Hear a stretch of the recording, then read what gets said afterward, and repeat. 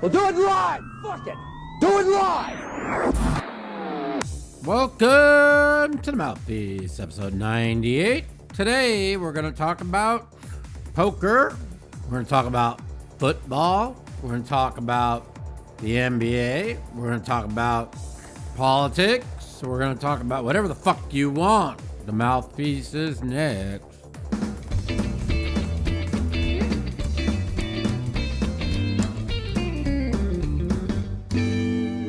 Whoa, what's up, everybody? Sorry I missed you last week.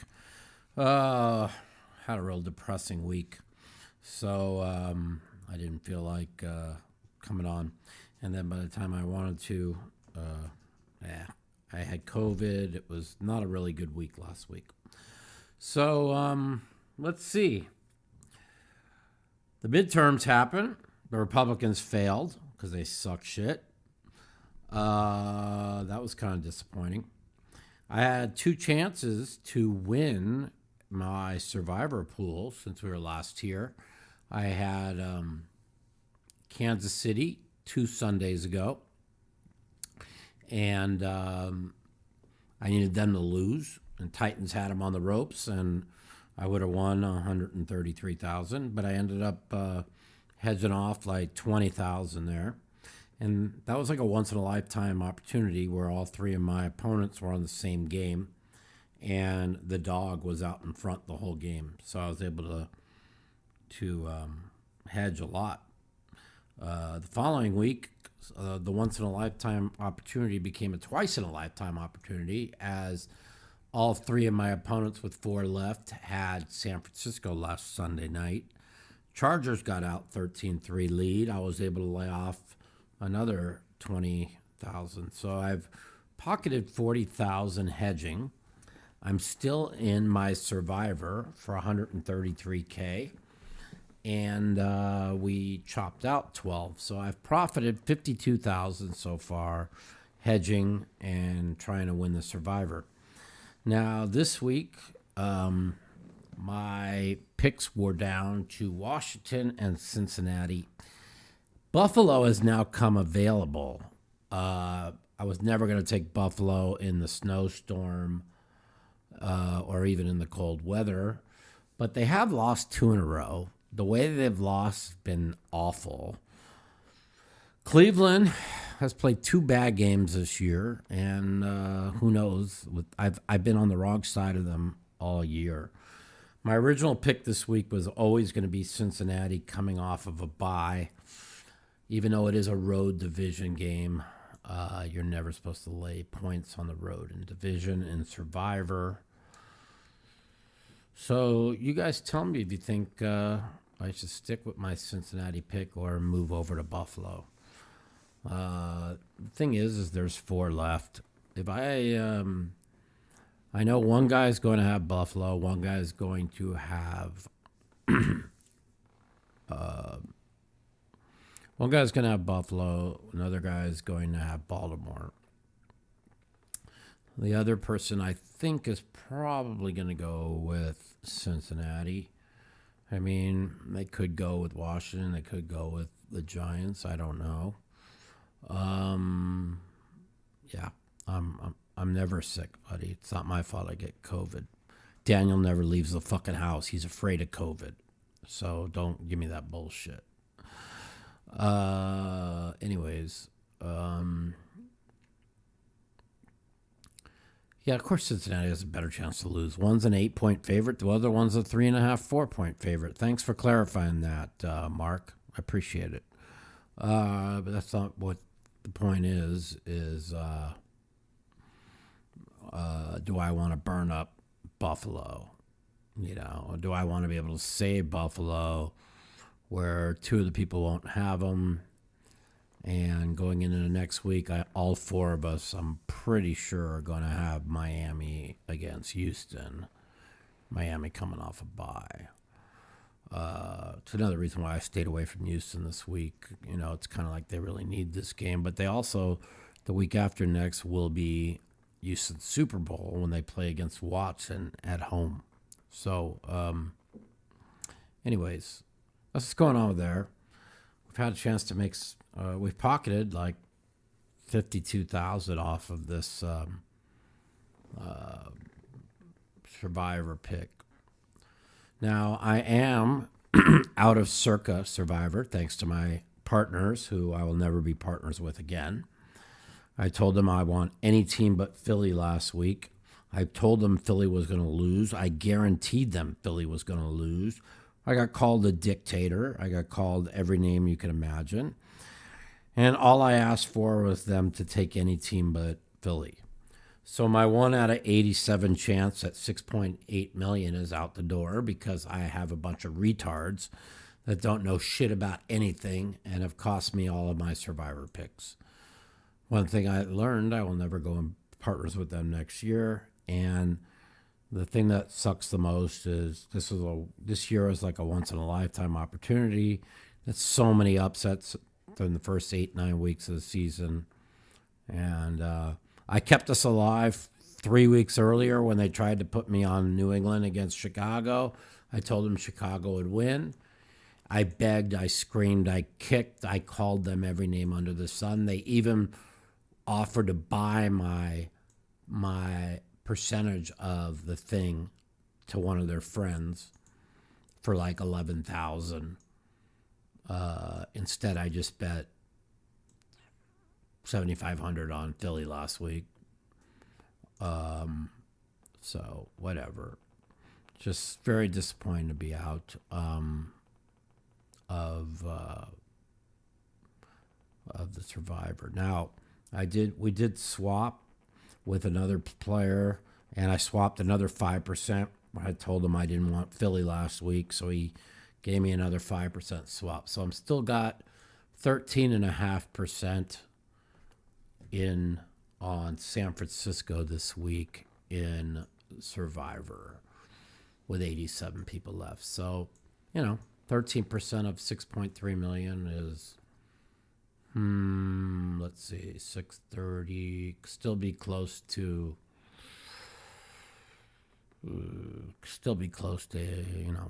800K. So there's still a dream. The Buffalo got moved to Detroit. That's why I put Buffalo back in play. Buffalo on the indoor carpet should be too quick for Cleveland. And Buffalo will be in Detroit playing 2 games in 4 days there. So they'll play in Detroit, and then they'll play Thursday against Detroit in Detroit. So 2 games in 4 days for Buffalo in Detroit. I could take Buffalo, but I was always going Cincinnati on the bye in a revenge game against Pittsburgh. Pittsburgh's gotten a lot better. Cincinnati is losing Jamar Chase, kind of a big loss. So it looks like I'm going to go Cincinnati in my Survivor, but I definitely could end up going Buffalo. I have not ruled them out yet. With 4 people left, you kind of got to use the best teams to survive. It's not like you have to save teams, because you just got to survive with only 4 left. But it would be nice to have Buffalo in my pocket, because they're going to get better and better. So we will see if I stick with Cincinnati or not. Anyways, poker's been good. Let's see. Last week I won 26,000, I think. This week I'm up 21,000. Plus I've been playing mixed games. Yeah, I forgot that. I won another 9,000 this week at mix. Things are good. Poker's been good. Can't complain. Hope I go Buffalo. Cincy is likely to lose 2 weeks. Now, why do you think Cincy's so likely to lose this week? They're coming off a bye. If they win, they're a half game behind Baltimore for a chance of winning the division and still get a number 2 seed. What, you think Kenny Pickett's real good? Fuck, you act like Pittsburgh's some great team or something. Definitely, I could take Buffalo, but I'm pretty sure I'm going to go with Cincinnati. The other reason why is I don't like to change. See, last week they changed. We were always going the Giants in Circa. Then we were going for San Francisco. Then with 15 minutes before lock, they decided they're going Philadelphia, and I threw a complete fucking temper tantrum. I said any team but Philly. I know Philly's losing this week, and they wouldn't listen to me. And when you're partners with people, you don't have to always get the game you want. But when you're adamant that one team you really believe is going to lose and you have 2 other choices, you take one of the 2 other choices. So it really bothered me that we are out of a 1 out of 87 chance at 6.3 million. But yeah, my gut has been screaming, told me Cincinnati. And then my gut started to tell me Washington again. I don't think they're going to let down, but I just think it's better off that I stick with my original pick, because there's no way I would have Buffalo if they didn't move out of the snow. So, I know, no chase. I know all that, Mark. I appreciate it. Trust me, it ain't going to be easy. That's why the lines moved from 4.5 to 3.5. It's definitely not going to be easy, but I do believe that in a game that's a must-win, I'll take Joe Burrow over Kenny Pickett.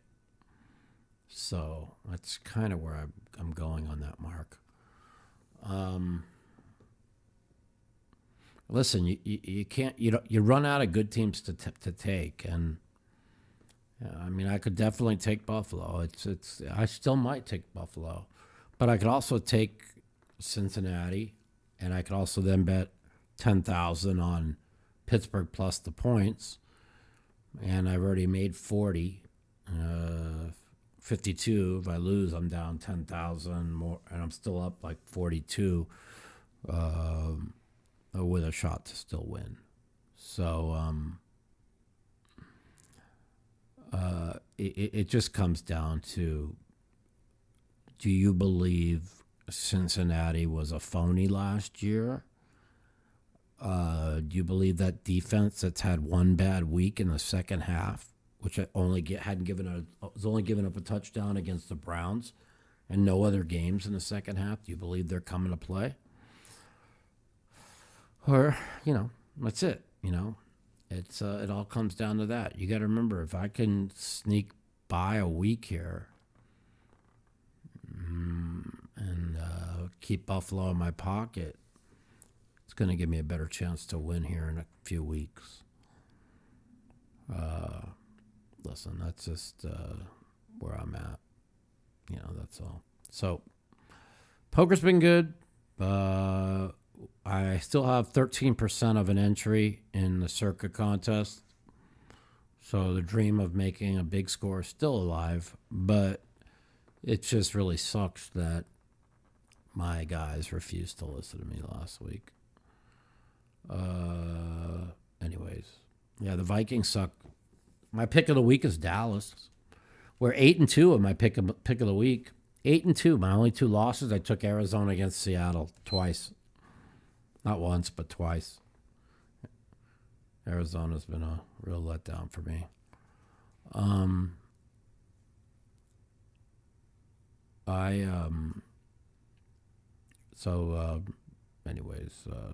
My pick of the week's Dallas.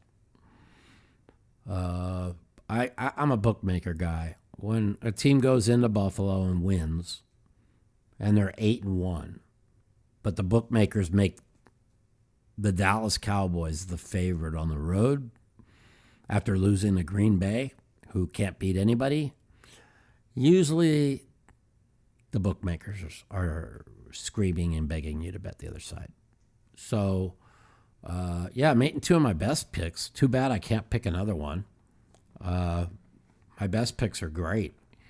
The only problem is, I'm like 7 games over 500 total. So I'm dead 500 on all the rest of my picks this year. So, whatever. I'm not totally sold. I'm going to take Cincinnati. If I do, I will definitely be betting 10,000 on the other side, plus the points. So that's a fact that's going to happen. Let's see what else is going on. Poker's good. Let's see. Anything we didn't touch on? Hey, the Lakers won another game. They're now 4-10. What a disaster they are. The Golden Knights are 14-4. They're playing pretty good. And that's about it. I was pretty dejected with the election results last Tuesday. It's amazing that for somehow, some way, whenever they take 3 or 4 extra days to count votes, it's now went 12 Democrats, 0 Republicans. It is really amazing how that happens. They just, they refuse to, I don't know. I have my own opinion on it. I probably am never going to vote again. Kind of over the voting thing. When a year when the inflation's as high as it's ever been in 40 years, gas prices highest in 40 years, you have a brain dead president that can't speak, and you're trying to tell me that the GOP barely won the House and lost the Senate. Okay. And they won the popular vote by over 6 million, the GOP, where they lost the last election by over 8 million. That's a 14 million swing. Interesting, right? Exactly. It's really weird. So they swung all these, like the House and everything, the GOP won all the seats, but you're trying to tell me they voted for a John Fetterman who can't even speak, and all the other Democrat candidates? I don't believe it. Yeah. You always like to say election deniers, Brandon. When I send you a video of 30 Democrats denying the election of 2016, you don't say nothing. You don't say, oh, yeah, they were election deniers too, and they're all the same. Don't listen to the media. The media just makes up narratives, and they want you to go by it. Yeah, FTX. Let's talk about that. Yeah, since we were last on. So I went and bought 30,000 more in crypto, and the next day the FTX fucking thing happened. That's how I run, by the way. What a fucking clown this guy is. That's another thing. When people want to say, oh, the Republicans ran bad candidates. There couldn't be a worse candidate in the history of the United States than John Fetterman, and he won. So don't tell me it's about candidates, election denial, or all that bullshit. Okay? It's got nothing to do with it. It's got everything to do with ballot harvesting, early mail-in ballots, late mail-in ballots. That's it. When the GOP learns how to ballot harvest the way the Dems do, and they could cheat as good as the Dems do, then we'll have fair elections. But right now, the Dems are better at cheating. That's the bottom line. And, you ever heard this? It's not about who voted, it's who counts the votes. And the Dems have figured out how to count them much better than the Republicans have. So it is what it is. I have no interest in in politics and shit anymore. I could give a fuck less. I was supposed to go to the Republican Jewish Coalition today. All the big hitters were in town. You know, DeSantis was here, and Pence and Cruz, and I had front row seats. I could have met everybody today, but I'm so disappointed with politics. I stayed home and didn't even go. So, anyways. Trump just got his Twitter back today. Yeah, well, who gives a fuck? Should make it fun. No, he won't even be on there. Trump won't be on Twitter. He'll be on his Truth Social. He's trying to build a social fucking empire. I think he wants to give Elon Musk business.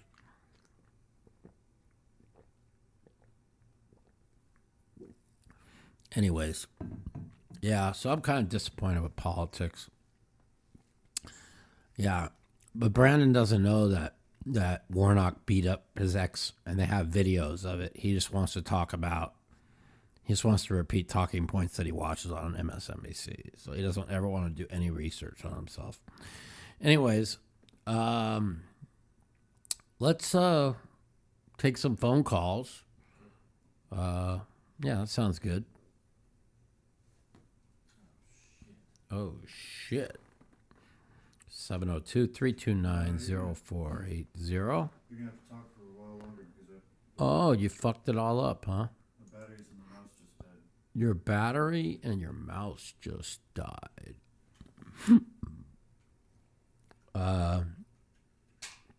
Yeah, I don't think that Trump will be on Twitter much. I think he'll throw at least one tweet a day out there. Just to drive the libs crazy, because that's what he does.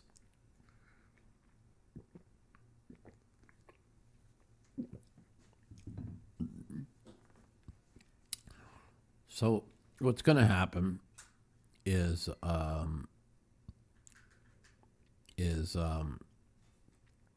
what's going to happen. If the polls show Trump is winning, they'll indict him. If the polls show Trump is losing, they won't indict him. That's just what's going to happen. Trump will never see power again. You can mark that down. Matter of fact, I just bet $5,000 with Phil. Phil took Trump to not only win, but win the presidency. I gave him 3-1, 15,000 to 5,000. I think that I'm actually stealing. Yeah, Biden turned 80 today. Yeah, he looks crazy, Phil. He looks about 95. Okay, we're ready for phone calls if you want to do that. We're ready for what? Phone calls if you want to do that. All right, let's do it. Let's take some phone calls. The Mouthpiece. If you'd like to take part in our phone call segment, you can give us a call at 702-329-0480. And if you're a snowflake or a pussy and you don't want to talk to me, you can email me at mouthpiecepodcast@gmail.com. Also, follow me at the Mouth Matiso on Twitter for times that our call-in segment will be live. 702-329-0480. Give me a call and we'll talk about whatever you want to talk about. Trump just got reinstated to Twitter. That should be fun. Bub's a Mouthpiece. This is Mike. What up? Hello. Hello. Are you there? Goodbye, goodbye, goodbye. La la la la la la la. Yeah. I mean, yeah, Grassley's like almost over 90. You have like, I don't know. I think that they should make it, if you're over 65, you can't get elected to office. Welcome to the Mouthpiece. This is Mike. Hello? Mike, this is Drew in Hawaii. What are you doing, bud? How are you? I'm good. Can you? What the fuck? What the fuck is right?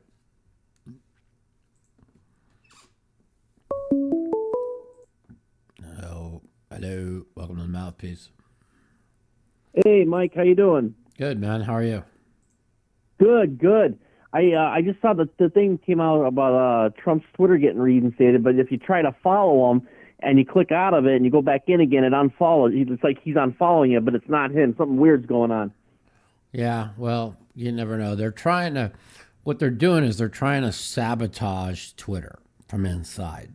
That's why Elon shut down Twitter and took away everybody's passes for the weekend. The people on the inside, the libtards, the fucking leftist fucks, are trying to sabotage Twitter from within. He fired half of the staff, and so he already said he's worried about them sabotaging and taking down the whole site. So, he's got to be real careful what's going on there. On another topic, when are you going to play on the Hustler Casino thing? Well, I was supposed to play not last week, but the week before, and I got COVID, and for the third time, so I had to cancel. So what I'm doing is it looks like it won't be till about after the first of the year, because I'm going to play the WPT Championship. Starts at the Win in 2 weeks, and I'm going to play. Oh, nice! I'm going to play a bunch of events over there. You should vlog those. Yeah, I will. They'll be on the channel. And Cool. I'm renting a scooter, and I'm going to play a bunch of mixed game events, play a bunch of no limit events. So yeah, I plan on doing that. And has it been a while since you played the WPT? The last WPT I played was a year ago in December at the Bellagio, the Five Diamond. Okay. So yeah, I think I've played in the last 10 years, like 10 WPTs.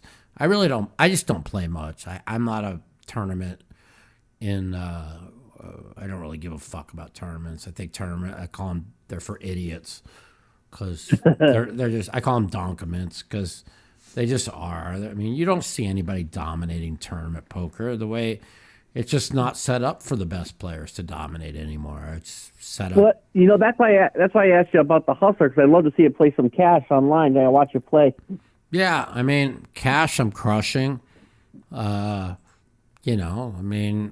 best cash game players, you just win every day. Knock on wood. You just win. You just fucking win. You play good. You know what I'd love to see you bring back, Mike, is the old school Mike with the dark sunglasses at the table. Yeah, if you play on Hustler Casino, you don't really need to really wear any sunglasses, because you're playing. Ryan has found a way to put together some real juicy lineups. So, and I'm all about playing in good games. I learned the hard way that winning at poker is about playing in lineups that, where you're just one of the top three players at all times, I'll tell you what, but being watching some of these Hustler Casino shows that they put on, you could easily be one of the top 5 players anytime you play at these tables. They're a bunch of donks. Well, they are, but I unfortunately I am lucky enough that I could go down and play any week I want, because I'm very good friends with the people who run the show. But I go down. I go down 3-4 times a year, and I play 5 days a week there. Probably next time. I think the worst I've ever won is 15,000 down there. You should bring Helmuth with you next time you go down there. Well, right now Phil is in a contract talk with Bally's, and Bally's just bought Live at the Bike, so.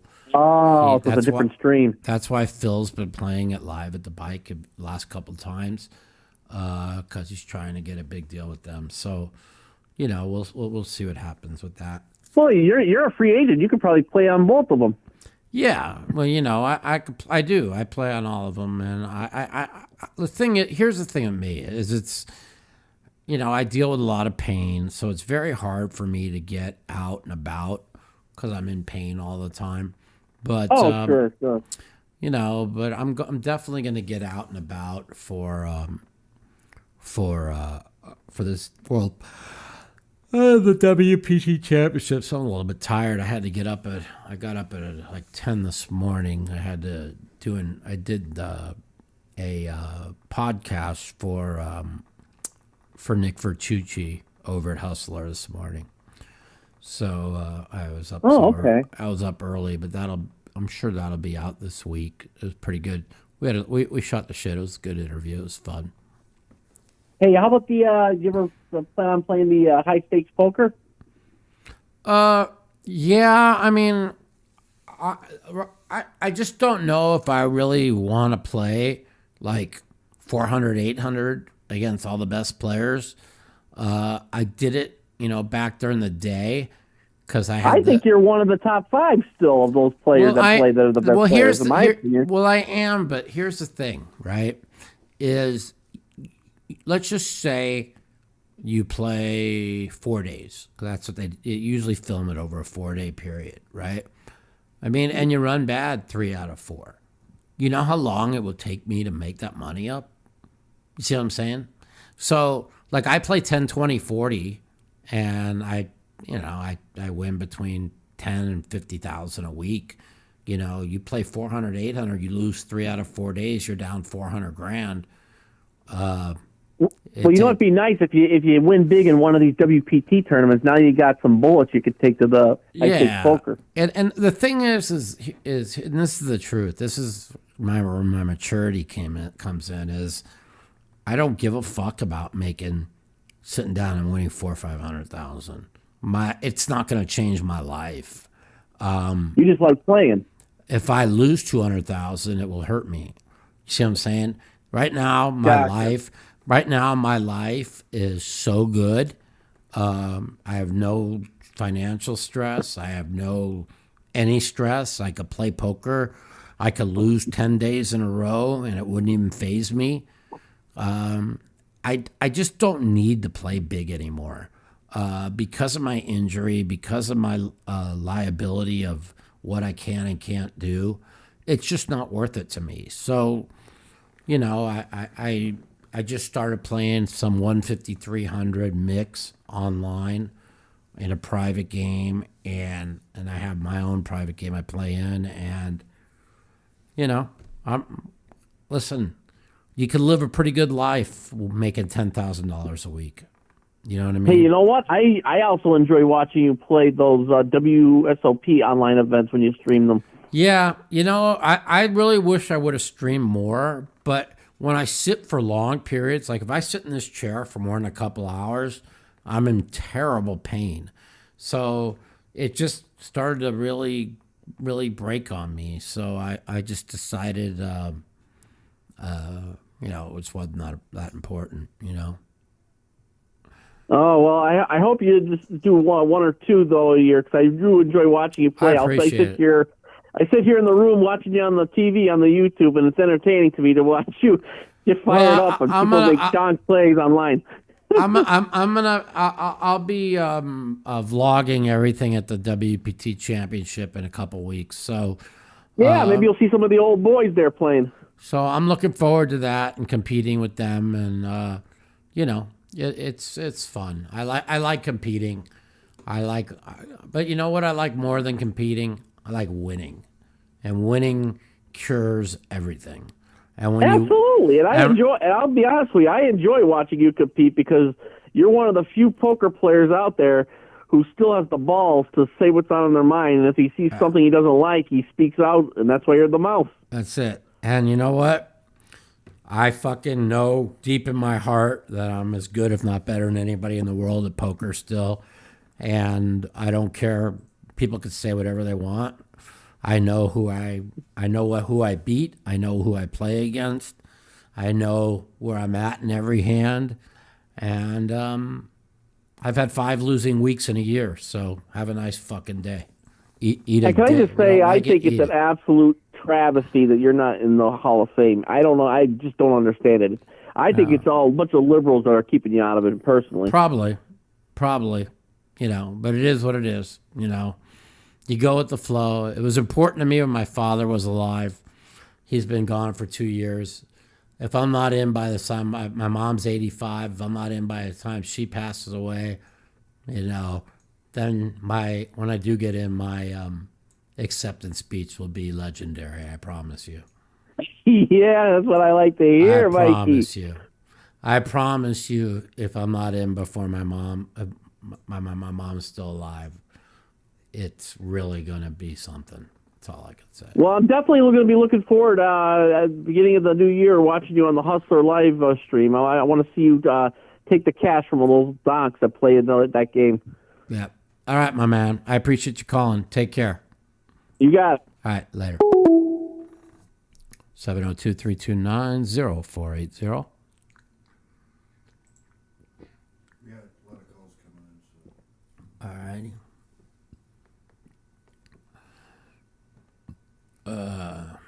Yeah, man. That's right. 30, 40K a month, sign me up. And that's really all that matters to me. Welcome to the Mouthpiece. Is Mike. What up? Hey, Mike. This is Mike from Maine. How are you doing?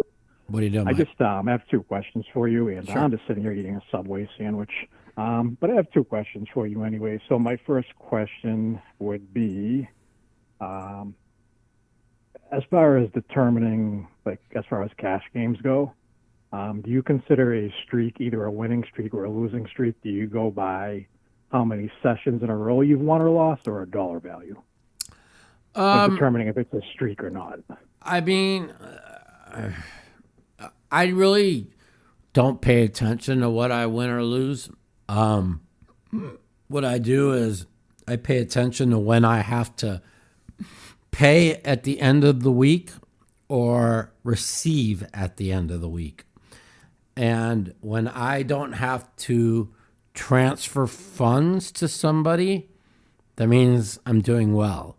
When they are transferring funds to me, that means I'm doing well. So when I've only had to transfer funds to them 5 times in a year, I think I'm doing well.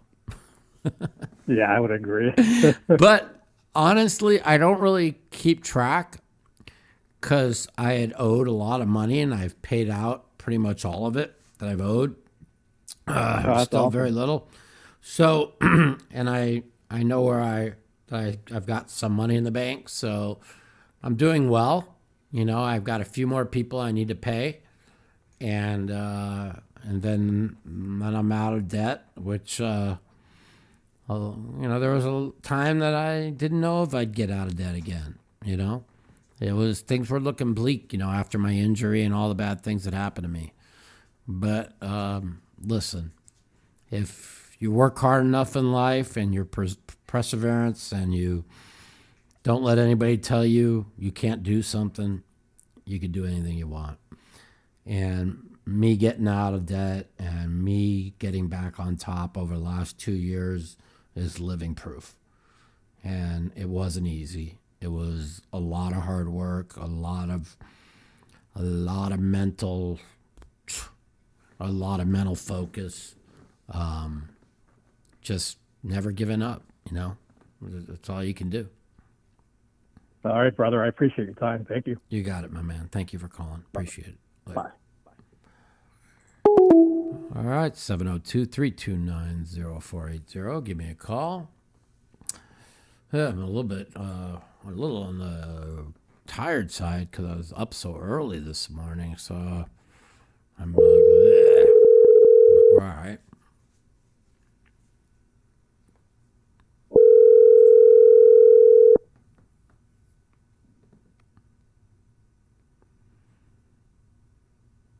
Hello. Welcome to the Mouthpiece. Are you there? This is that same guy who we couldn't hear him before. Well, we'll figure it out. Yeah.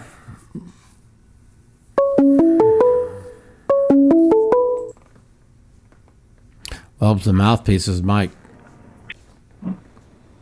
Hey, Mike, how you doing? It's Daniel from Mexico. What's up, my man? How are you? I'm fine. I still can't get into the United States because I'm a Canadian, non-foreign national, whatever you call it. You realize that the United States is stopping all the unvaccinated people around the world from coming and spending their money as tourists. It's just insane. It doesn't even, for what? Well, the vaccines don't do anything. But they're they're the last major buddy, country well, you in could the world. why don't you just walk across the border? You don't need to be vaccinated. 283,000 people come across the border every month. The border's wide open. Walk on across.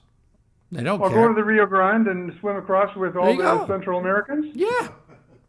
You don't even have to just walk on across. Fuck, just walk across. Walk across and say, I want, what do you I want asylum. Asylum. I want asylum. We just walk across and say, asylum. And then they'll say, you want to go to Martha's Vineyard, Florida, New York, where you want to go? We'll send you. Here's a phone. Here's some money. Come to our country. Oh, it's totally crazy. It's beyond crazy. And it's the same way over in England. They're coming across in dinghies. Yeah, I heard. And it's the same setup there. They put you in a hotel. They give you money. This whole setup is all worldwide. Of course it is, because the whole world is fucking center right. And their only way that they have a chance to hold power is allow millions and millions and millions of illegals across so they can vote for their fucking side. That's all. That's what's going on. It's like 1 + 1 is 2. It's not 3. Okay? It's just what's going on. So take a rocket science to figure that out. Now, the other point about the United States is the government now represents 40% of the GDP. Of course. What is that? 40% of the GDP is the government? Look, nobody wants to work. It's like, where did everybody go? Where all the workers go? They put all their wives on OnlyFans, and then they're like, okay, bitch, get undressed, make us some money, and I'll stay home. I mean, I don't know. I'm just guessing. I'm just a joke. But I'm just, where's all the workers? No, there's nobody to work. Every place is going out of business because they don't have workers. My friend had to close 3 restaurants. They have no workers. Nobody wants to work. Yeah. It's because they say that the unemployment is 2 or 3%, but the real problem is that people have left the workforce and they just don't want to work because they're on all kinds of social dole. Yeah, it's really bad. It's, I mean, it's the participation rate. The participation rate you can't lie about. It's the percentage of the people who participate in the economy, and it's the lowest it's been for a long time. Yeah, it's really bad. It's really bad. That's why I don't know how it's possible that the elections turned out the way they did last week. I don't even believe it's possible. It's not possible. They're rigged. Of course they are. They're making it seem they put up this narrative about election deniers and democracy and then the media pushed that all the Trump candidates lost, blah blah blah, because they don't want to. They will never let him see power again. I'm convinced of it. Did you look at all the results? It is so unbelievable that it's like 80-90% of the races, it's 49-5 versus 52-50. Little razor things, and always go in the Democrat way. Always go. How can that possibly be? Everyone, 12 for 12 went to Democrat. Come on, man. They must think we're stupid. Yeah, that's exactly right. They think we're stupid. Well, we are stupid, So, I mean, they don't just think we're stupid. We are stupid because listen, the government, you got to give the Brazilians credit. They believed that their election was stolen from them. There was, 160 million people out in the streets of Brazil, like 2 weeks ago. You see anybody protesting anywhere in the United States? No. What is it going to take? What is it going to take? I don't know what it's going to take, But listen, I go on the show. I try to help working class people. I try to educate them. Nothing will change my life. But hopefully me educating people will help change theirs. Does that make enough? You know what I'm saying? And that's what I do. You know what I'm saying? That's all I can do is try and help people get a better life. And because I don't even understand. Did you see the interview with Biden? Like Biden was like saying how they were going to hold this and this. And then he interviews Kamala and he goes, I'd like to thank Kamala's husband, who I sent to the West Coast because I needed to make sure the right people count the votes. Did you see that interview? Go look that one up. Because they tell you what they're going to do. They tell you what they're going to do, and they do it. That's it. And all these people that get into high positions like Pelosi, her husband's a pervert. Mm-hmm. You know, we all know Hillary's husband was a pervert. Mm-hmm. I mean, it's like, what the hell is going on? It just, sometimes it's good maybe just switch the topic and talk about poker. I'll tell you, the Paul Pelosi story, that you notice how it went away?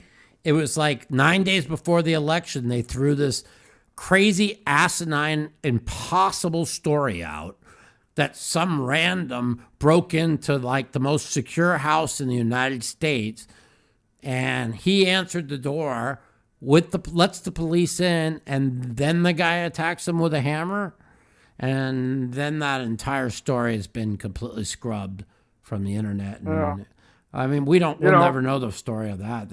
Nothing made sense there. Well, the thing is, the big question is, was he wearing underwear when he answered the door, or was he wearing no underwear?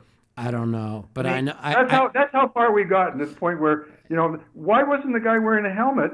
Everybody knows when you're having hammer sex, you got to wear a helmet. I don't know, but I don't know what the truth is there, but I know one thing: whatever the media told us is not the truth. Okay, that you could bank on. You know what I mean? That you can bank on. I don't. It should be interesting to find out if that truth ever does come out. But I mean, think about the third most powerful person in the U.S. And they just happen to have no security systems on their house, and they just happen to be worth $200 million in the richest neighborhood in San Francisco. But everybody else has security on their house, but they don't. Come on, man. They must think we're stupid. Well, we are stupid. I just told you that. Yeah. Did you get to watch any of the WSOP Europe? Nope. Didn't watch one hand of it.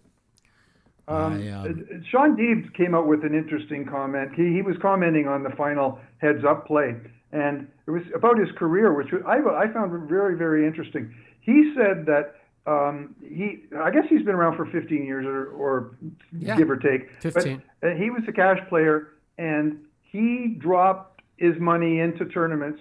And coming into 2018, he was down $2 million on his tournament entries, and that's the year that he finally broke through and made a lot of money. But can you imagine the perseverance that guy had? That he would play year after year after year and be underwater to the point of $2 million?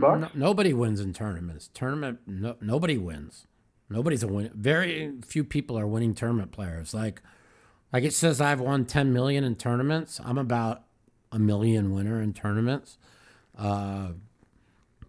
Very few people are winners in tournaments. I mean, even the big winners, they play huge bank buy-ins. The thing is they don't keep track of what you win and lose. They just, give you like all-time earnings and stuff. Like, Daniel's been doing good lately, but even with his 45 million in tournament winnings, I mean, he might be up now, maybe 5, 5 or 6. It's just, that's kind of the high stakes tournament. He might be up a little bit more. I don't know. But the tournament scene is very phony. It's very fake. So many you got people that have won 25 million in tournament winnings, and they're losers in poker tournaments. They're all broke. So it's a facade. I call it a facade. It's just they want to make it into something that it's not. Kind of like when Antonio won the $1 million buy-in, and then he was on Howard Stern, and he was like trying to tell Howard how he had all of himself, and he made 18 million, and Antonio made like, I don't even know, like $1.5 million or something. They all want to talk and be big shots instead of just be honest. Like when I have half of myself, I tell people I have half of myself. I mean, every tournament I tell people what I'm playing for. If you look at all my vlogs, you know what I mean? So even last year, I thought I had a bad World Series. As it ends up, I only lost $5,000 because all the tournaments that I had like 90% of myself, I cashed, and most of the ones I had half of myself, I didn't. So I'm just being honest. But overall, I didn't lose much. I think I lost. I only lost $5,000 personally, but overall, I think I lost 60 or 53,000, something like that, and out of like 250,000 in buy-ins and tournaments. But me myself only lost $5,000 because it happened to break my way. Some years it breaks the other way, where the ones I have all of myself I do shitty in, and the ones I have half myself I do good in. So it's just the way it is, But I like selling half of myself in all the big buy-in tournaments because even Daniel, who's worth millions upon millions of dollars, he sells half of himself now in almost every tournament. There's just no reason to play for big money when because you don't really need to win big money. You just need to not lose big money. That's why kind of like I was talking about earlier when they were talking about wanting me to play in the big high stakes poker. It's like high stakes poker is filmed over a 3-4 day period. If I run bad in 4 days, it'd take me 2 years to make that up. You know what I mean? So I don't really need to play in it. I play, nowadays, I mean, I guess if I played high stakes poker, I'd probably sell a lot of myself, but who knows? As crazy as it sounds, I have no interest in playing the best players in the world. Poker's about playing people that you're better than, and that's what I like to do. I like to play where I know I'm the best player. I don't want to play in games where I'm just as good as everybody else, and then it's whoever catches cards. You know what I mean? If you want to, Tell me what you think of this. I'm just like an average player, but the thing was, I was in Las Vegas. I'm retired, so I'm just there to play, and I was nervous about playing in tournaments. I've been online and stuff since 2000. This was about 6 years ago. I was there with my wife in Vegas, and I started in the old room at Caesars. Remember, Caesars used to have a room at the back with all the. Do you remember that? Yeah. Yeah. Okay. So I was in that room, and I won 4 tournaments in 4 days. And that's where we played. And I'm going. What? We played in the back at the Caesars room for years. I mean, yeah, they lost all their business to the Venetian. Yeah. Yeah, they didn't. Yeah, they let all their business go. Yeah. So listen, Mike, I'm in there. I win 4 tournaments in 4 days, and so I finally decided to go out. And I had a third place finish too. So I won 4 tournaments at a third place finish. I guess I was there 5 days, and then I went to Bellagio, and they used to have a tournament at 1:30 in the afternoon or something. Mm-hmm. I went into that. It was only it was the first time I ever walked into Bellagio. I won the tournament. So now I'm cashed 5 days in a row. Then I went down down the other end, and I won another tournament. Then I went up to Bally's, and then this all happened in 9 days. I had 6 tournament wins, a second and a third, and I finished second down at Bally's to a complete drunk. Mm-hmm. And I was up like about eight grand, and what a streak! Yeah, that's pretty good. I mean, my big streak. 2005, I won the Tournament of Champions poker and poker superstars on back-to-back days. Won poker superstars and tournament champions in back-to-back days, and then headed out to Monte Carlo tournament, where I then got 14th in the 25K Monte Carlo tournament. That was in Monte Carlo, where Ivy won both the live tournament and the Monte Carlo tournament. He won both of them. So yeah, it definitely runs in streaks. That's why you always see two people winning a bracelet every year. It's poker's about confidence. When you win, you just believe you're going to win every hand you play, and you got to have a positive mindset. That's why even when I go down to the series and I'm struggling, I go down and persevere, and I stay in a positive mindset every day, because once you hit one, you'll hit two, and the next thing you know, you got a shot at Player of the Year, because that's just the way it is. It's poker runs in streaks. Yeah, well, it's a wonderful feeling when the game's easy. It sure is. When I'm running good, and I sit down in a live game, and I'm just like, how much am I going to make today? How much am I going to make today? I don't ever think, I hope I win today. It's how much am I going to make today? So, listen, poker is a mindset, and that's the one thing about Phil is he'll write a book called Positivity, then he'll whine like a little bitch and cry how unlucky he is. I give him a hard time all the time. I tell him, why don't you follow your own positivity, buddy? But anyways, Phil he's got to be the most wonderful special case in the world. That guy, he's unbelievable. Yeah. You're good friends with him, right? Yeah, he is a special character. That's all I can say. So, I wanted to ask you one last question. You said you piled into Bitcoin. How's that working out? Have you got out, or what are you doing? Oh no, I waited and waited and waited. I finally put in like 80K, and now it's worth like 20. And I put another 30K in, and then FTX decided to fucking rob everybody. So I'm down infinite in Bitcoin. And by the way, I had $10,000 worth of Bitcoin at $27 a coin in 2014. So I just can't hit on this Bitcoin. But whatever, it is what it is. Anyways, I'm sorry to hear that. When we talked about it, Bitcoin will be $1 million a coin. Just give it 10 years. I'm in it for the long run. So don't confuse it. It's probably going to go to zero. We'll never go to zero. It's well on its way. It is not. Wait till the contagion from this FTX thing spreads out. Well, it's going to make you more. I think it's going to make Bitcoin worth even more, because the money you have in your wallets will be untouchable by the government, and there's only so many Bitcoins out. Now, all the other coins, I think will go to zero. Or are you talking about the other 22,000? All the other shit coins, whatever the fuck. 22,000. But listen, there's something called the grayscale.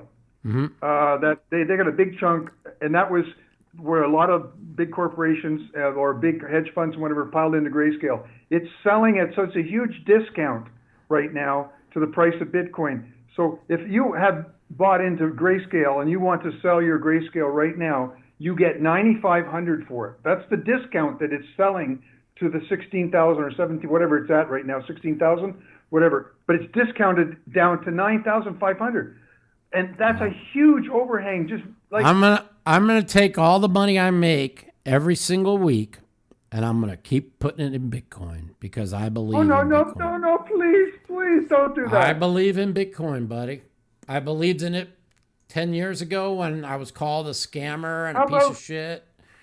And, how about 50?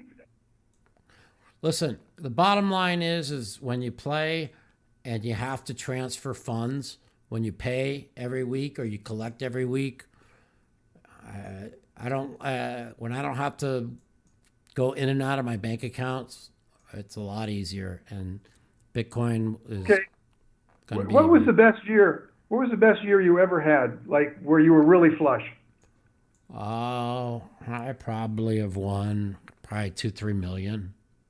No, but what year was it? What year was that? My best year ever in poker was 2005. 2005. If you plunked your money into gold, you would have been buying your gold around $400 or $500 an ounce, and now it's up at $17.50. Your money would have tripled in half. If I wasn't called a scammer and a piece of shit and just left my $10,000 of Bitcoin at $27 a coin, I'd have 186 million. Now what are you talking about? Yeah, that's exactly. great, but exactly. But that $27 a coin is now 16,000 a coin. So but that Ponzi scheme is unraveling now, Mike. That's unraveling. So what? So, you know, I would have had my own island somewhere. So what would it have mattered? You can't live in the past. You know how many ifs?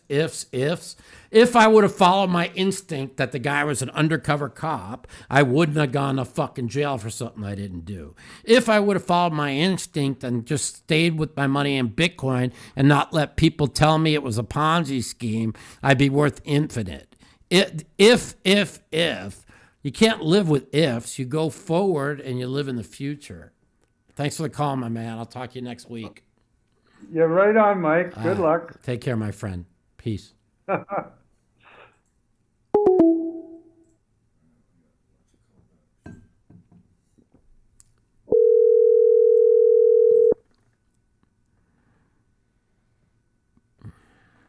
Hello. What's up, crazy man? Welcome to the Mouthpiece. Yeah. Well, I got technical issues. I was all Twitter. Pun intended, but Donald Trump is back on Twitter. Is he tweeting? And I know, but Jack Posobiec, you don't hear that, and Mike Cernovich, these nut bags. I don't like them. Their big mouths are conservatives, whatever. I don't know what they do. Cernovich is. They're all like boomers. You know, he doesn't have his subscribers back because that's not how it works, dude. And I go, well, I had to subscribe to him again because I know I was. Wait a minute, they didn't give him his account back with his 75 million followers. No, he had when I subscribed, he had 1.6. Are you serious?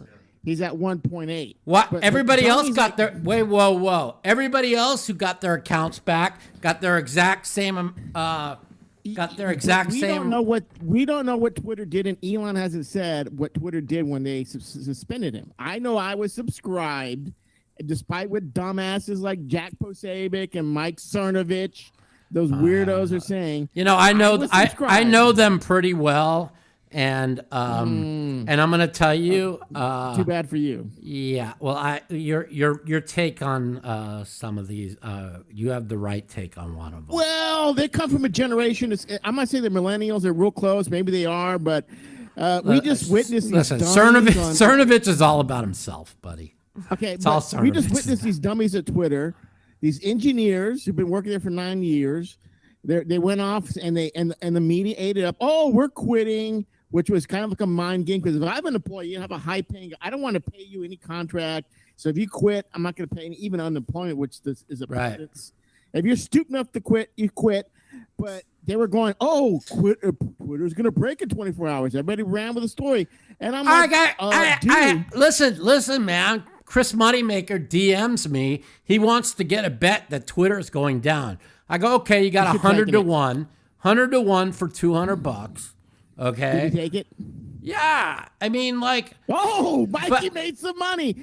But it's like, and all the people that think Twitter's going down are a bunch of libtards listening to the fucking media. Do you really think that fucking Elon Musk spent $44 billion and the company's going to be out of business in a week? Give me a break. Yeah, wait. We all call tech support, and we all call a guy in India. I mean, like, all these dummies who quit don't realize that most of these jobs, these engineering jobs, are some dude in India now at a fraction of what they're getting paid. Give me a break. And don't they realize, even if it's not, I mean, I don't like the H-1B visas. Nah, neither do I. And these idiots, for political reasons, are making it very hard for me not to even back the H-1B visas because these dummies voluntarily quit their jobs so they can't pay for their expensive, stupid fucking apartments in San Francisco. What's right? Here's the funny thing, right? Is Elon Musk has been a champion of the left for the last 12 years. I mean, he's sending us to Mars. He's saving the environment. Daniel owns 2 Teslas, okay? Now, because he came out on Twitter and said, vote Republican, the fucking libs are melting down. And it's not like he said to vote Republican. He's a free speech abolitionist, which the left was always for free speech until they realized they could censor all political views on the right and contain more political power. And so then they were no longer for free speach. But let's get it straight, Mike. That's why these people are quitting. They don't want free speech. Of course they don't. They want to live in their little free safe space world, and they want to tell you how to live and oh, you offended me. Like, listen, I'm Jewish. Do you think that what Chappelle said Saturday night offended me? That was funny as fuck. It's comedy, okay?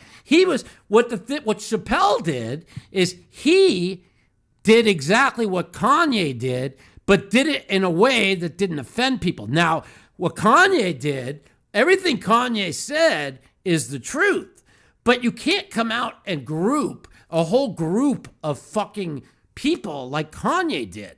And when he had a chance to apologize, he doubled down. And I know exactly what Kanye meant. Okay, just like when they don't understand Trump. I know what Trump means when he says this stupid shit. You know what I mean? But that doesn't mean Kanye's not a anti-Semitic person. He's just an idiot. You know what I mean? That's just true. Yeah, well, he's a savant only in music. Doesn't mean that he's not really a musician, really. He's just like whatever hip hop is. Yeah, exactly. So he's not. He's not like a wordsmith. I mean, you don't necessarily have to have like I'm saying I don't think he's ever read any Kurt Vonnegut. I don't think he's read any maybe Catcher in the Rye, because a lot of weirdos like that book. You know, J.D. Salinger was a weirdo. But I don't think he's like no, he's not formally educated. That's it. And so listen, I watched Kanye on Tucker when he was on for 2 days, and I know what he was saying, right? Then he brought up Jared Kushner, and he brought up what he did in Jerusalem with when he got the one thing passed. I forgot what it was that Trump passed in Jerusalem, and then he's like, well, he did it for money. Well, of course he did it for money. That's what he does. I don't fully understand that. I think it involved like an underground mall linking the West Bank to this. I don't know. I know what it is, but I forgot. But the point is again, you can't. Let's just say, okay, so I'm Jewish, right? And I'm a religious Jew, whatever, and I think certain ways, but I'm also for free speech. You know, if you want to call me a kike, go ahead. You know, you want to call me a whatever dirty piece of shit Jew, okay, that's your right.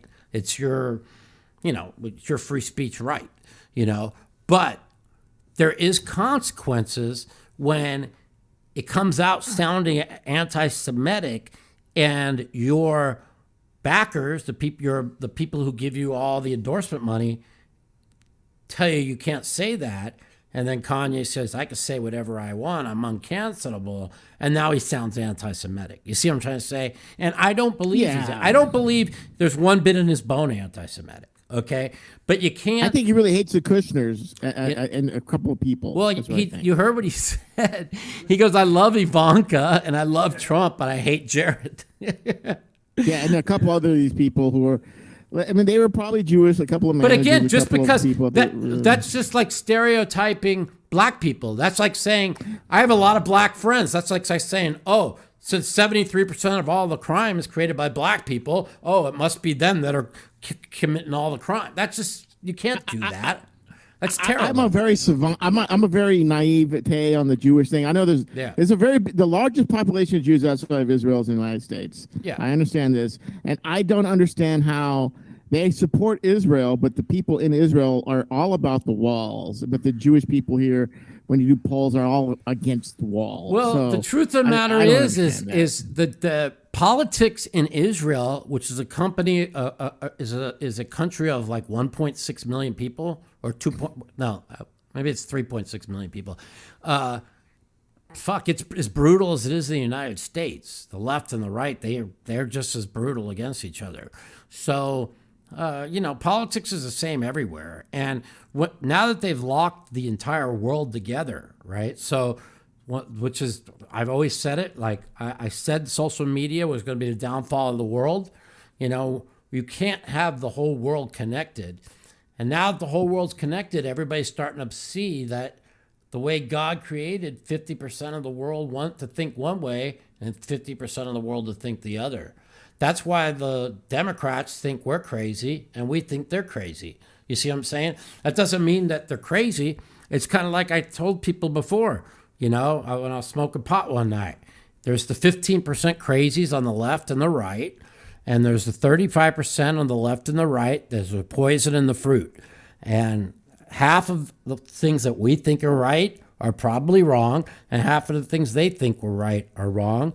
And you have to have that dialogue to weed out the poison. And that's why Elon Musk having Twitter and having free speech is the most important thing to ever happen in this country in 200 years. My opinion is that, because I recall, and I majored in political science to a certain extent, and it was like in the 80s and 90s, was that the biggest part of the voting population in most democratic Western countries was the centrists, and then depending on the election season and cycles and economic pressures and whatnot, the centrists would either gravitate more to the left or to the right, and that's how you pick your leaders. Right. I don't know if the algorithm for these, it appears to me the algorithms you're talking. The algorithms are able to push an agenda one way, and that's how they were good.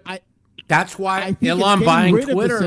It's getting rid of the centrists. I think it's designed to get rid of centrism. It's exactly what it's about, to polarize each way, and that's why. Yeah. That's why when Elon bought Twitter, he said, right, if we continue on this discourse of the left pulling everything left, the right pulling everything right, the way the world's going to end. You have to have a middle. And you have to have a middle, you must have the open dialogue. But is it too late? Because there are people, like I said, like it might, honestly, buddy, it might be too late. But you know what? Because at least Elon Musk that Ukrainian flag, and we know right now. I mean, Zelensky, the FTX thing, him shooting a missile into Poland of all things. This is why they had to get the whole first Trump impeachment was all corrupt. Trump had all the shit that was going on in Ukraine between Biden and all the higher-ups. That's why, the phone call. Ukraine's like the most corrupt country in the world, Yeah, but then the CEO of FTX basically, I'm not a lawyer. They funneled all the money to fucking Ukraine. You're not wrong. He's basically said enough, which I would think with a functioning Justice Department, a functioning FBI, a functioning FTC, a functioning SEC, that there would be a special investigation on the whole thing. Yet he donated like $500 million to Democrats. What do you think they're going to do? Investigating? Come on, man. It's like, so it could be just we're too far gone. We could be too far gone, but you know what? Let's pray we're not. You know what I mean? And I'm glad I'm living in the state I'm living in. I'm glad that the election laws are. Where are you in Florida? You live in Florida? I'm in Texas. Okay, Texas is fine too. Yeah. But I also think that I'm glad that Bill Maher, I mean, I don't know, he seems like a liberal to me, he's a centrist, but he's actually saying it's not a big ask to ask for a minority to get a photo ID. Exactly. It's not that because and now Bill Maher, who's a fucking classic liberal, is being attacked as a right-winger. I mean, it's just insane. You know what I mean? All Bill Maher does is say things with common sense. He's right. I watch Bill Maher's show every week. I mean, he's everything. when I first watched him, he was pretty far to the left, and now he's kind of like where Elon Musk is. He's not on the right. The left have just moved so far left that it's not even He real. hates carrying so much water early on in Trump's administration for the left, which he did. He did a lot of water carrying. Yeah. You know, he did that. Trump is so stupid. You know, I mean. All right, my He's an man. idiot. I'm gonna get another All right, call. man. I appreciate. Have a great weekend, and it's good talking to you too. as always. I'll see you next week. Thank you. You got it. Later. Bye. Yeah, I mean, a lot of people you guys in the chat are talking about. You're right. Everyone you guys are named are Jewish. But again, that doesn't, what does that mean? You know what I mean? It's just some bad people. Welcome to the Mouthpiece is Mike. What's up, Mikey? How are you, brother? Good, my man. What are you doing? Not much, man. Just got my 6th booster. Getting ready for the right. flu season and all that stuff. Yeah, right. I'm a big fan of you, man. Been a poker player for 20 years. Thanks, bro. Been following you for a while. I'm playing in a game. I'm playing in my online game yesterday, and one of the guys in the game, he jumps in, he goes, "Yeah, I'm a little tired today. I just got my 4th booster." And I'm like, so I put in on the chat, I'm like, how dumb and uneducated do you have to be in 2022 to fucking go down and keep getting boosters? I mean, that means you're doing no research on it whatsoever. You know what I mean? It's a joke. That's right, brother. I said people should be following your Twitter account. You should be dropping some good information on that stuff. Yeah. People need to learn about that. You know, I did you see the thing I tweeted out today about the Oxford people were talking about putting people on that people are unvaccinated or mentally ill? Like, really? Yeah, put them on drugs. Put them on drugs. I mean, are these people crazy? Do they understand? Did you see the Political article last week that they're worried now that of long-term myocarditis from the vaccine? Everything we've been saying since the beginning of COVID, you know, when all the preliminary stuff was coming out, it's like, yeah, I mean, I got the original vaccine, and I got Cerva from it. I got the shoulder injury related vaccine administration. I still can't even lift my arm. But I would, if you couldn't pay $1 million to me to put another one of those things in my body, I mean, it's just ridiculous. I mean, I have so many friends who've never had a vaccine, never had COVID once. You know, it's you know, yeah, Danny fucking sits next to me. He's never had COVID. You know, no, you know, boosters, fucking vaccines. There's zero chance. I mean, all it was is a fucking scam for the fucking pharmaceutical companies to get rich. I knew. See, Trump's in on it too. He's just just as scummy, right? They got paid big money to push that vaccine. The Bidens, the governments, Trumps. You know, it made no sense. Why is the government who lets 300 people a day die from fentanyl overdoses, who has hundreds of thousands homeless dying in the street, now they're going to tell you they care about it, whether that they're trying to save lives? Fuck that, man. I knew right away it was all bullshit, man. Trying to fucking, they're just trying. I'm sorry to hear about that, brother, man. But people are talking about like rigged poker games and stuff. What about the rigged fucking whole system? Yeah. You know?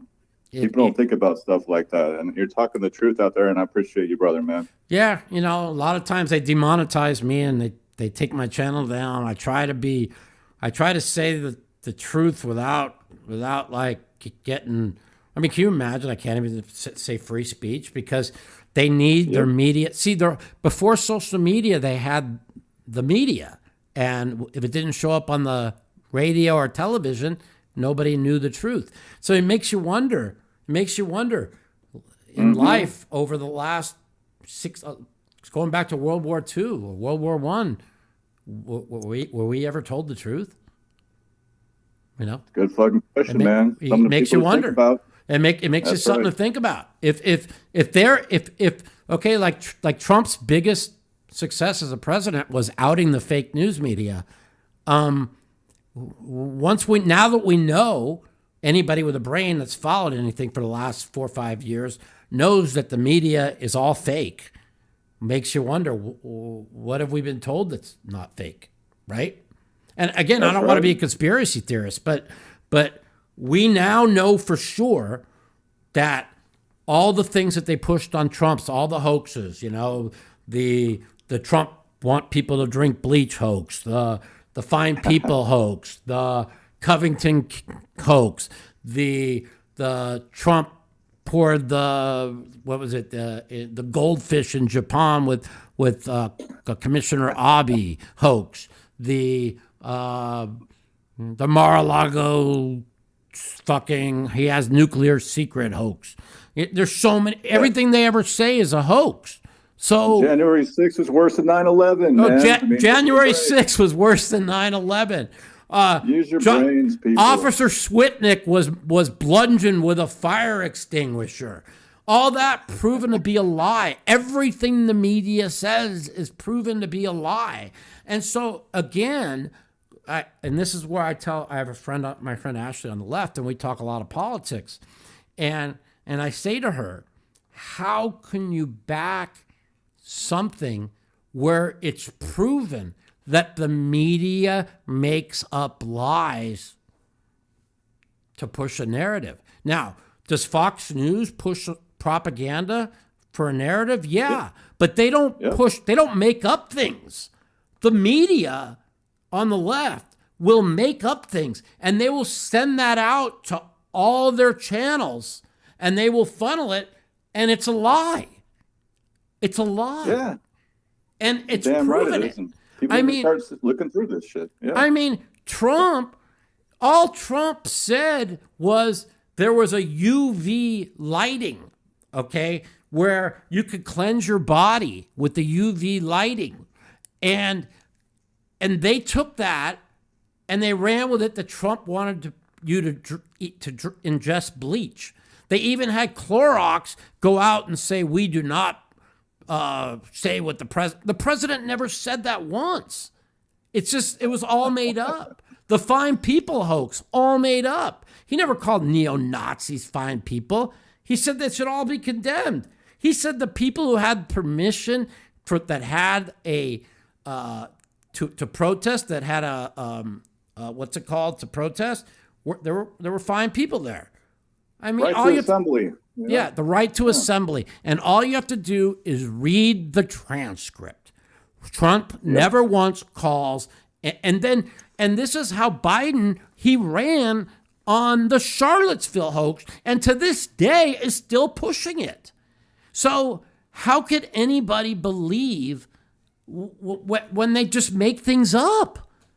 I mean, people don't want to admit when they've been lied to. They'll find excuse. I don't know. Do you follow Scott Adams on Twitter? Scott Adams? Yeah. The Dilbert guy? Yeah. Everything he says is true. He's a fucking absolutely a genius. He's so smart. It's like he says, I'm not Republican. He goes, but how do you, all they do, the other side does is make things up, And like he said, I'll vote for a Democrat next time. Whoever fixes the fentanyl crisis is who I'm voting for. And you know what? Me too. The first person that has a solution to fixing this fentanyl crisis will get my vote. Amen, brother. Hey, it's been good talking to you, Mike. All right, my man. Have a great weekend. Podcast. Take care, I love man. everything you had to say, man. You take care. You got it. Later. Bye. All right, let's. We have one more or no? Yeah, we got another one. All right, we'll take one more. Dallas Cowboys, my pick of the week. 8-2 on my pick of the week so far, going into week 11. Hello. Well, the Mouthpiece is Mike. Hey, Mike. What's going on, my man? How are you? Hey, brother. This is Steve in New Orleans. Hey, Steve. How are you? Times Cool, man. Good. I want to cover a couple of things. This guy that was talking to you about, winning these tournaments back to back to back. Mm-hmm. Hey, that's fine. But when he starts talking about Bitcoin, he has no idea. No idea what he's talking about. I agree. But everybody has their own opinion. I believe that Bitcoin will reach 100,000 minimum one day, and It's going to be a tough. This FTX thing really hurt. It's going to be tough. It's going to be a long run before that's a big bull before it goes way up again. You know. Well, Mike, if you look at the cycles, I've been following Bitcoin and foolishly could have bought Bitcoin for 9 cents a piece. Yeah, I had it $27 in 2014, $10,000 worth. So yeah, yeah, I was trying to buy some, and the Vault of Satoshi was so hard to set up an account with, and my bank would not transfer the money to the Vault of Satoshi. So I had no way at the time. I wasn't tech savvy enough to figure out a way to buy it, right? Yeah. But what I want to say is Bitcoin has a finite supply. Right. That's what people do not understand. There's 21 million Bitcoin. That's it. To be mined total. And over 19 million have already been mined. Right. So the next halving is going to reduce that to 1 million Bitcoin left. And then the next halving after that is going to reduce it to 500,000. And each time, each cycle, which is a couple of years, when you go through a bear market, when that bull market hits again, it's going to go up 10 to 15 times what it is right now. I agree. Okay? I agree.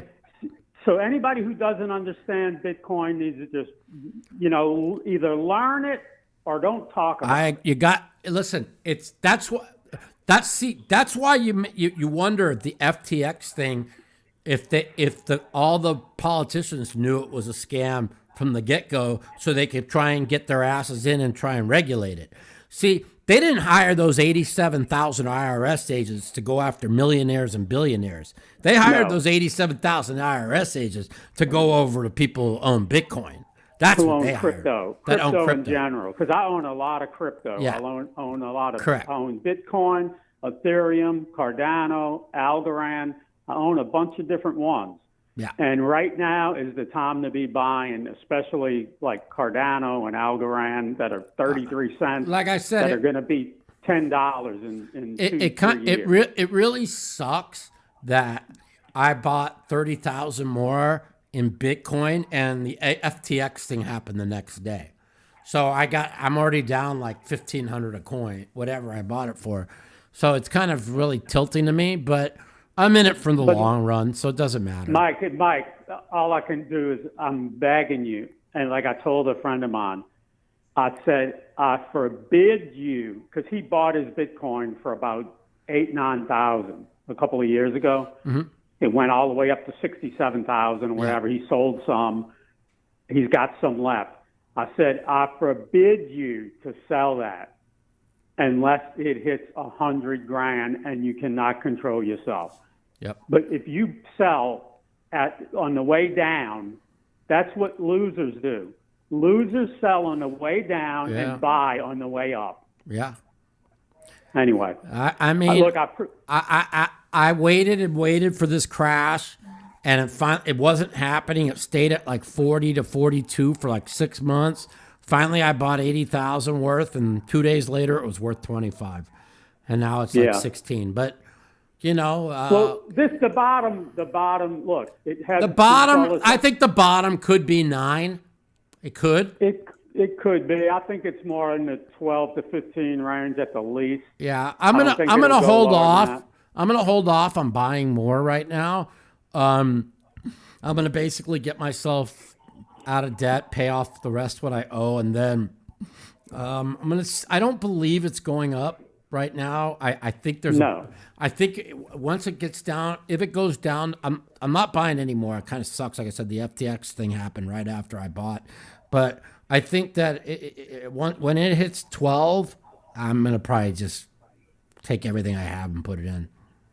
Yeah, it's going to take. These cycles last a couple of years. In 2016, it was $3,000. What do you mean? At the end of the World Series of 2017, what's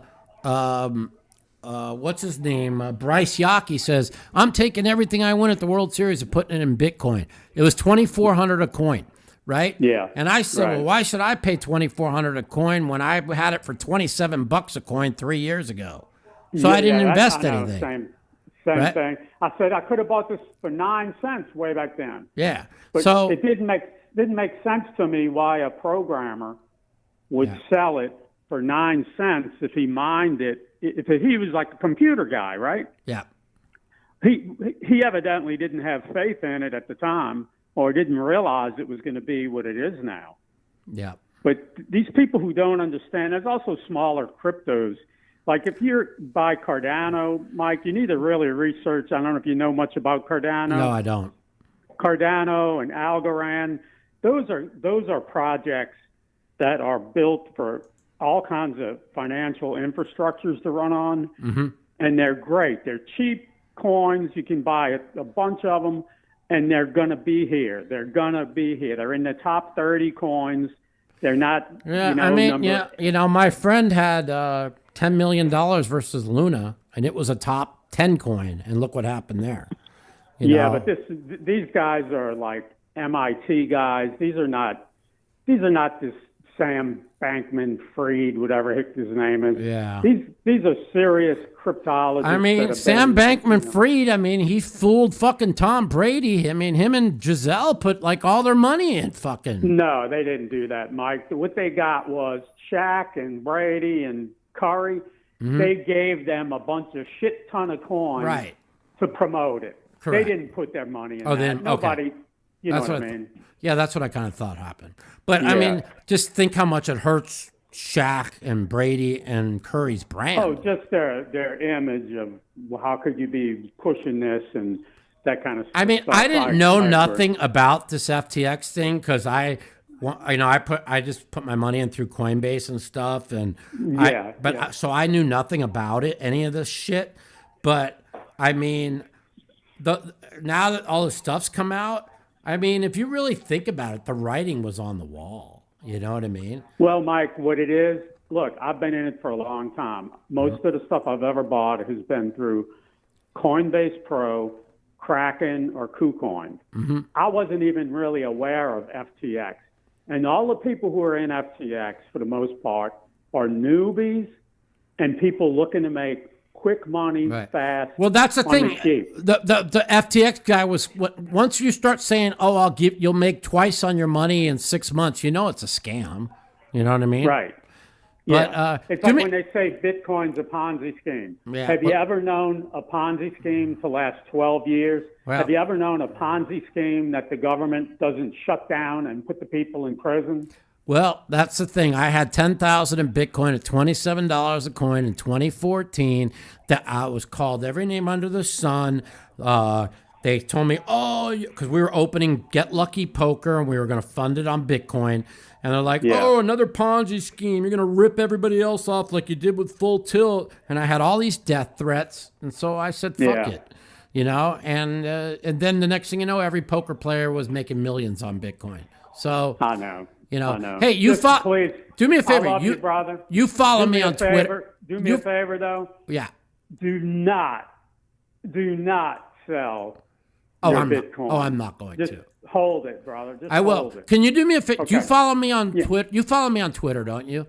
The Mouth Madison. I just got unbanned on Twitter yesterday. Okay. Do me a favor. Send me a direct message and on that coin that you're talking about. All right, I will. my man. Thank you. Thank brother. you. Take Bye. care. Later. Bye. All right, guys. My pick of the week is the Dallas Cowboys. 8-2 on my pick of the week. I'm 90% going with the Cincinnati Bengals in a tough game on the road in division in my survivor. I might decide to go with the Buffalo Bills. I hate changing. I was always going with the Bengals coming off the bye. So pull for the Bengals for me. And we'll see you next week. I'll see you next Friday, probably. We'll talk about how my week in poker goes. So far, been a great week. And hopefully stay alive and give myself a chance to still win the $133K in the Survivor. I have 13% in Circa. We need San Francisco this week. Thanks for listening to The Mouthpiece. The Mouthpiece.